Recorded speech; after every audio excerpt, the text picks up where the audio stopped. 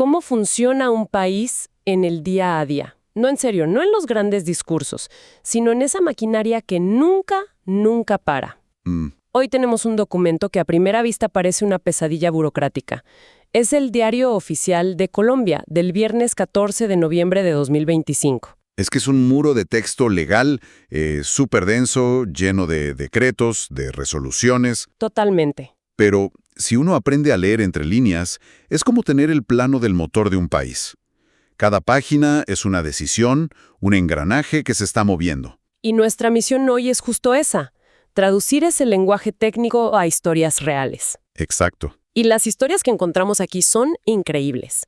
Van desde movimientos de dinero que de verdad marean de billones de pesos hasta la saga de una sola caseta de peaje. Una que tardó casi una década en encontrar su sitio. Es una locura. Vamos a desentrañar cómo estas decisiones, que parecen súper inconexas, terminan afectando la vida de la gente.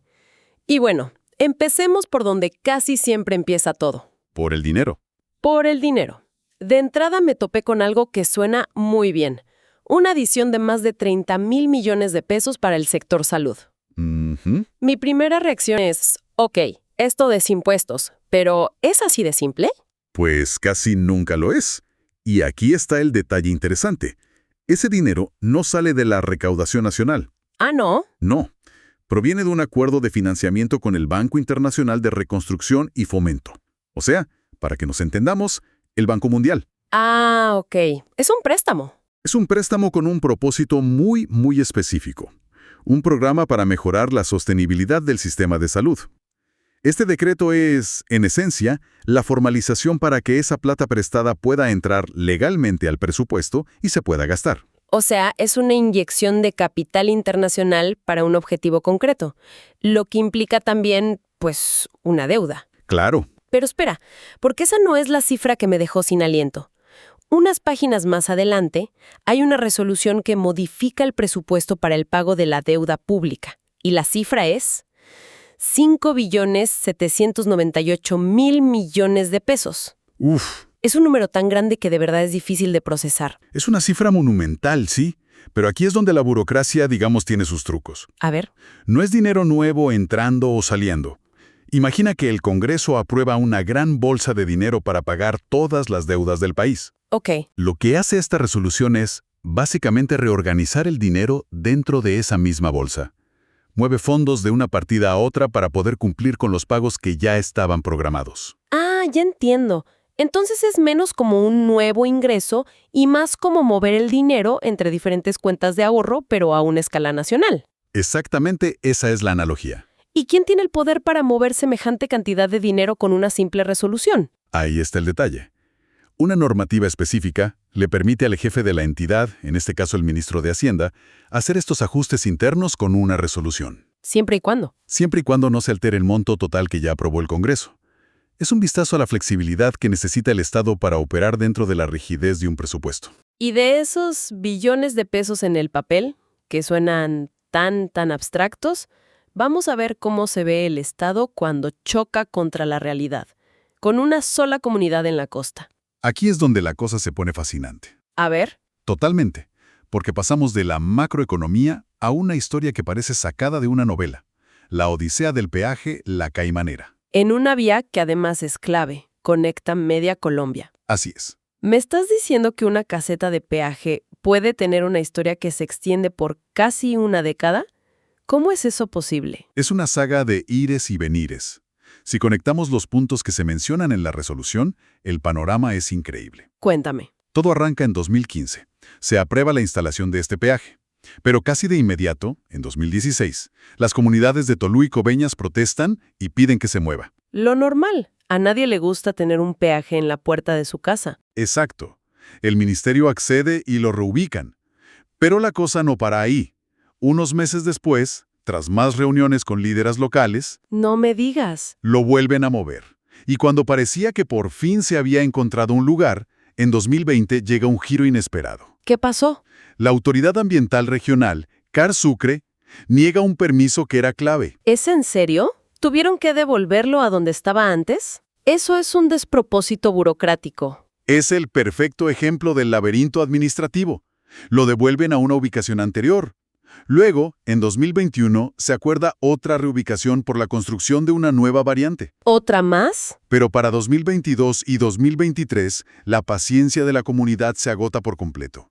La situación explota en bloqueos, en vías de hecho que impiden el cobro. El conflicto social paraliza todo el proyecto. Totalmente. Y todo esto nos trae a la resolución de hoy, de noviembre del 2025.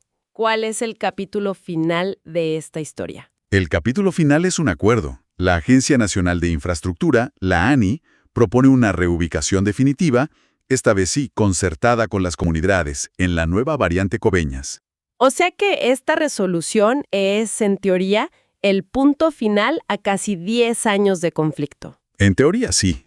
El gran aprendizaje aquí es que para un proyecto de infraestructura, el verdadero costo no está en el cemento, sino en la negociación social. Sin duda. Este peaje nos enseña que un proyecto puede pasar una década en el limbo, no por problemas técnicos, sino por no alinear desde el día 1 a la comunidad. Y esa lentitud del Estado para resolver un problema físico, como poner una caseta, contrasta de una forma increíble con la velocidad que puede alcanzar en el mundo digital para proteger a la gente. Es una excelente conexión. Hablamos de una actualización de la Comisión de Regulación de Comunicaciones sobre un sistema de alerta, la alerta rosa. ¿Qué es exactamente? Es la evolución de una política pública. En 2019 se creó una alerta nacional para la desaparición de niños y adolescentes. Recuerdo algo de eso. Pero una ley más reciente, de 2023, la amplió para incluir también a jóvenes y mujeres desaparecidas y la rebautizó como Alerta Rosa. Lo que hace esta resolución es ajustar toda la maquinaria técnica para que este nuevo sistema funcione. Entiendo. Entonces, cuando se activa, ¿esto llega como un mensaje de texto masivo a todo el mundo en una zona?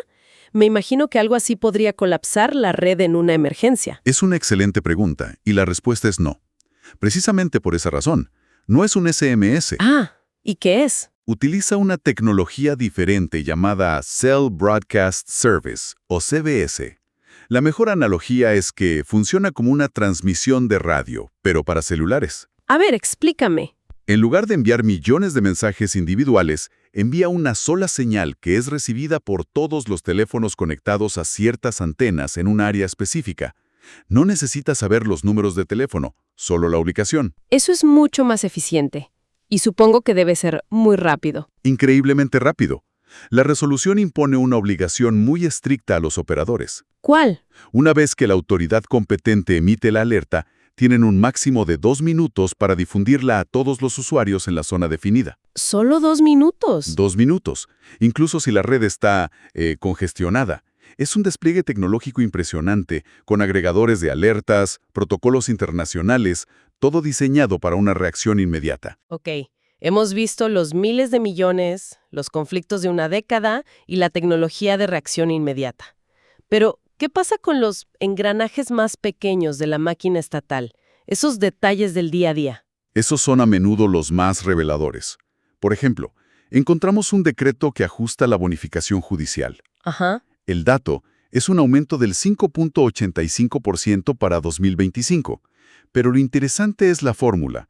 Es la suma del IPC del año anterior, 5.2%, más un 0.65% adicional. Y ese es 0.65% extra. Ese pequeño porcentaje extra no es arbitrario. Es el resultado directo de un acuerdo con los sindicatos en la Mesa Central Estatal. Es ver una negociación colectiva convertida en ley. Es la prueba de que esas reuniones sí tienen un impacto directo. Y vi otra cosa que me pareció curiosa, una resolución de la Superintendencia de Salud actualizando su manual de funciones. Suena aburrido, pero no lo es. No, para nada. Los detalles son llamativos. Muestra cómo el Estado se ve forzado a adaptarse. En la Dirección de Innovación, por ejemplo, ahora aceptan a un ingeniero de sistemas como director técnico. Ok, eso tiene sentido. Pero para ser asesor en el despacho del superintendente han incluido profesiones que uno no esperaría como publicidad, fonoaudiología o terapia ocupacional. Fonoaudiología para asesorar al superintendente de salud. Eso sí que es específico. Demuestra que los perfiles que necesita el gobierno son cada vez más diversos. Exacto.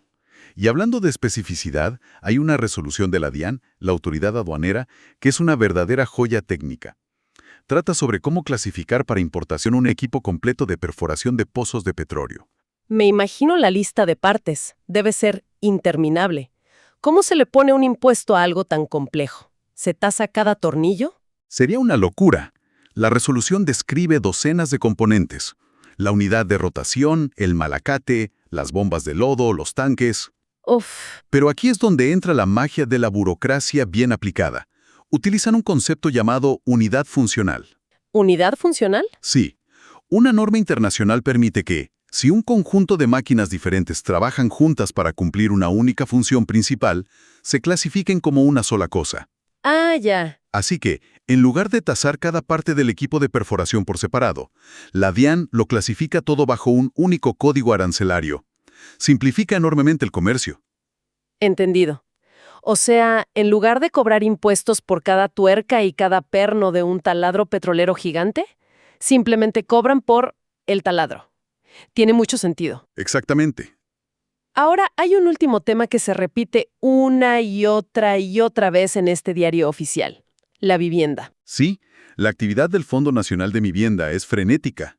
Hay decenas de resoluciones, y si las observamos en conjunto, empieza a surgir un patrón muy claro. Una posible estrategia de política pública. Justo eso. ¿Qué es lo que ves? Primero, vemos resolución tras resolución asignando subsidios, pero no para comprar casa nueva, sino para mejoramiento de vivienda en departamentos como Arauca, Casanare, Santander, Antioquia. Ah, mira. Un esfuerzo enfocado en arreglar lo que ya existe. Exacto. Pero la pieza clave es otra resolución, esta del Ministerio de Hacienda. ¿Qué dice? Modifica el presupuesto de inversión de Fonvivienda para el próximo año. Y aquí está la conexión. Reduce los fondos para comprar y construir vivienda nueva en más de 200.000 millones de pesos. ¡Wow! Y aumenta en una cantidad casi idéntica los fondos para mejoramiento de vivienda. Entonces, esto sugiere un gran cambio de enfoque. En lugar de centrarse solo en construir desde cero, hay un impulso económico muy fuerte para mejorar las casas que la gente ya tiene. Precisamente. Es un posible giro estratégico en la política de vivienda del país. ¡Qué interesante! Y en medio de todas estas cifras y estrategias, encontramos una historia que le pone un rostro humano a todo el proceso. El caso de la señora Rosalba Contreras Pavón. Cierto, una beneficiaria de un subsidio de vivienda gratuita que lamentablemente falleció. La primera resolución sobre su caso es desgarradora. Como ella era un hogar unipersonal, Fonvivienda declaró que el subsidio se perdía. No puede ser. Se asumió que, al morir, ya no se podía legalizar la entrega de la casa.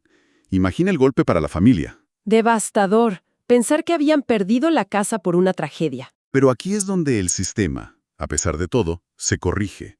Una resolución posterior revoca esa decisión. Alguien investigó más a fondo y descubrió algo. ¿Qué cosa? Que la escritura pública y el registro de la propiedad se habían completado antes de su fallecimiento. ¿Y qué significa eso en la práctica? Significa que la vivienda alcanzó a ingresar legalmente a su patrimonio antes de morir. Por lo tanto, el inmueble no se pierde, sino que ahora pertenece a sus herederos legítimos. ¡Qué alivio para ellos! Es un recordatorio de que detrás de cada número de expediente hay una historia personal, y que la burocracia, aunque a veces sea un monstruo lento, tiene la capacidad de enmendar sus errores. Ha sido un viaje increíble a través de un solo día en la vida de un país, documentado en estas páginas. Hemos visto el flujo del dinero desde préstamos internacionales hasta reorganizaciones internas masivas. Y hemos visto el contraste, la parálisis de 10 años de un proyecto de infraestructura frente a la velocidad de 2 minutos de un sistema de alerta digital. Los pequeños ajustes salariales que nacen de negociaciones sindicales y los grandes giros en la política de vivienda. Lo más fascinante del diario oficial es esa dualidad. Por un lado están las cifras casi abstractas de billones de pesos que definen el rumbo macro del país. Y por otro, están las decisiones que aterrizan en la vida de una sola comunidad, de un grupo de funcionarios o, como vimos, de una sola familia, que incluso después de una pérdida, ve cómo el sistema puede rectificar. Esto nos deja con una pregunta para reflexionar.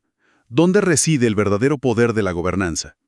¿En los grandes decretos que mueven la economía o en las miles de pequeñas resoluciones que, sumadas, tejen la realidad cotidiana de una nación?